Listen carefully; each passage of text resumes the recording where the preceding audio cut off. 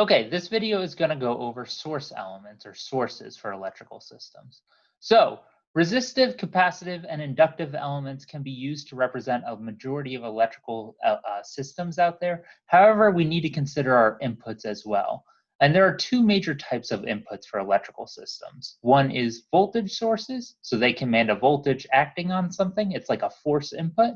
So, if we were to draw this out, we have a inductor here with a voltage being applied to it, Vs, that's our source voltage, and we have some sort of ground for it, that's our reference for our voltage. The equivalent that we could also draw this is having the circle here for Vs to represent that plus minus there, and then that's, in parallel or in series with your inductance, depending on how you choose your sign convention. The equivalent to this in the mechanical system, if that inductance is like our mass, we could represent that as a mass, and then we have some sort of source voltage that's trying to push this forward. So that's one of these source elements. Now the other one is current sources, and these command a current through something. It's like a velocity input, which is something that we don't tend to look at as much.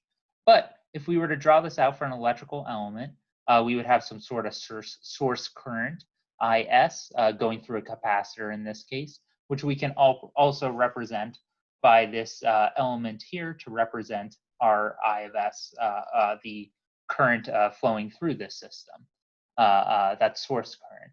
And if we were to draw this out in the equivalent of a mechanical system, we would have K is equal to 1 over C, that's our equivalence between our springs and our capacitances. And then for that N that's not attached to anything, that would be like we're controlling the velocity of that point, which is okay because it doesn't have any mass in this case. So that's our current that we're trying to control that velocity of that end. So just a few quick examples of cases that are potentially problematic.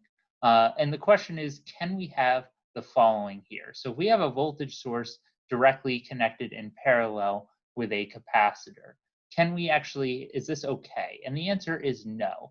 It'd be like having the direct control over a spring's force or its deflection or charge for this capacitor in this case, and that's not okay. A spring or a capacitor has control over that.